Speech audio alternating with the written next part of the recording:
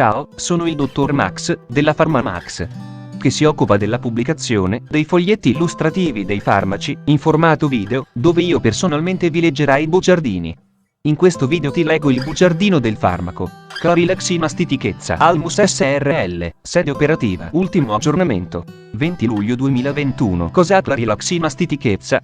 Confezioni, informazioni commerciali sulla prescrizione, indicazioni, posologia, controindicazioni, avvertenze speciali e precauzioni di impiego, interazioni con altri medicinali e altre forme di interazione. Assumere Clarilax mastitichezza durante la gravidanza e l'allattamento. Effetti sulla capacità di guidare veicoli e sull'uso di macchinari. Effetti indesiderati. Sovradosaggio. Proprietà farmacodinamiche. Proprietà farmacocinetiche. Dati preclinici di sicurezza. Elenco degli eccipienti. Farmaci equivalenti. Farmaci esteri. Cos'ha Clarilax mastitichezza?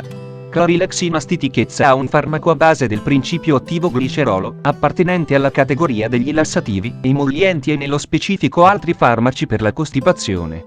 È commercializzato in Italia dall'azienda Almus SRL, sede operativa. Clarilax mastitichezza può essere prescritto con ricetta OTC, medicinali non soggetti a prescrizione medica da banco.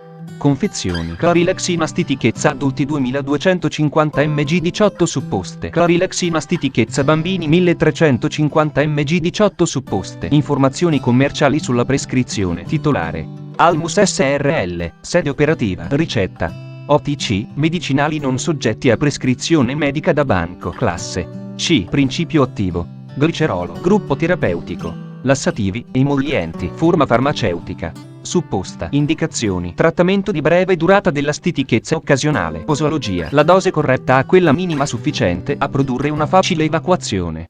È consigliabile usare inizialmente le dosi minime previste. Adulti e adolescenti, 12-18 anni. 1 supposta adulti al bisogno, per un massimo di 1 o 2 somministrazioni al giorno. Bambini di età compresa tra 2-11 anni.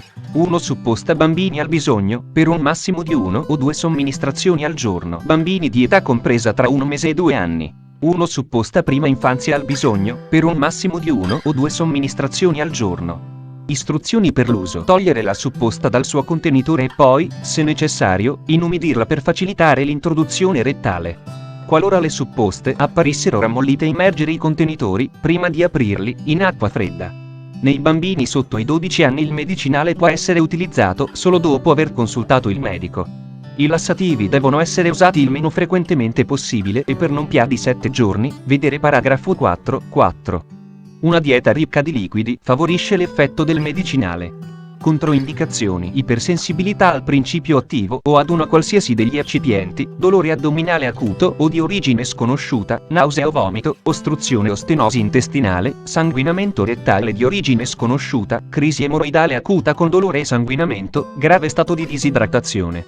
Avvertenze speciali e precauzioni di impiego: i lassativi devono essere usati il meno frequentemente possibile e per non più di 7 giorni. L'uso per periodi di tempo maggiori richiede la prescrizione del medico dopo adeguata valutazione, vedi la scheda tecnica del farmaco, RCP, completa. Accedi al sito www.codifa.it. Interazioni con altri medicinali e altre forme di interazione. Non sono stati effettuati studi specifici di interazione. Vedi la scheda tecnica del farmaco, RCP, completa. Accedi al sito www.codifa.it. Assumere Clarilax mastitichezza durante la gravidanza e l'allattamento. Posso prendere Clarilax mastitichezza durante la gravidanza e l'allattamento? Non sono stati effettuati studi adeguati e ben controllati sull'uso del medicinale in gravidanza o nell'allattamento.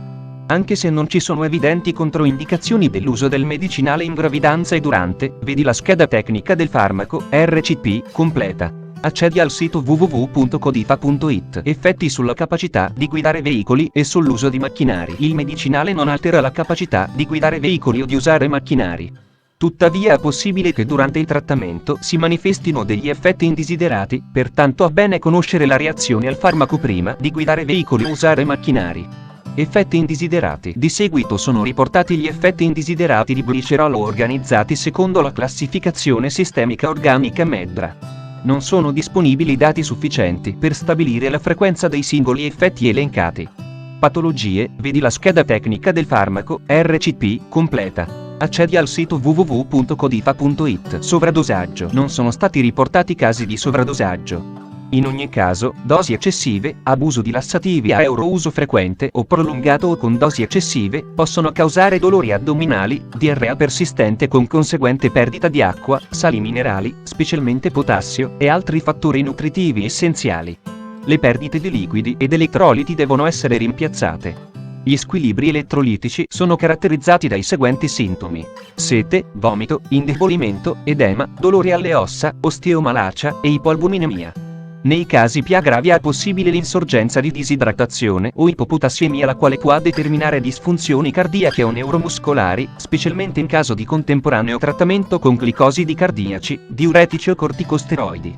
L'abuso di lassativi, specialmente quelli di contatto, lassativi stimolanti, può causare dipendenza e, quindi, possibile necessità di aumentare progressivamente il dosaggio, stitichezza cronica e perdita delle normali funzioni intestinali, atonia intestinale. Proprietà farmacodinamiche. Categoria farmacoterapeutica. Lassativi, calismi. Codice ATC. A06X01. Il glicerolo ha un composto largamente impiegato in campo farmaceutico per le sue proprietà lubrificanti, osmotiche, emollienti ed idratanti. Per via rettale, proprietà farmacocinetiche. Il glicerolo non presenta attività sistemica quando somministrato localmente, in quanto non assorbito.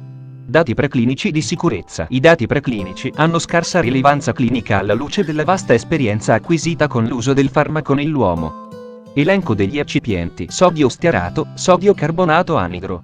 Farmaci equivalenti. I farmaci equivalenti di clarilaxina stitichezza a base di glicerolo sono: clarilaxina stitichezza, glicerolo Carlo Erba, glicerolo EG adulti 2250 mg supposte, glicerolo, lassativi, emollienti, glicerolo Nova Argentia adulti 2250 mg supposte, glicerolo Sofar, supposte di glicerina Viti, Verolax, Zetalax, supposta. Fonte, foglietto illustrativo. AIFA, Agenzia Italiana del Farmaco. Le informazioni presenti possono non risultare essere aggiornate. Per avere accesso alla versione più aggiornata, si consiglia l'accesso al sito web dell'AIFA, Agenzia Italiana del Farmaco. Grazie per avermi seguito fino a qui, spero che la PharmaMax ti sia stata utile, iscriviti al canale e sarai informato sulla pubblicazione dei nuovi video bugiardini.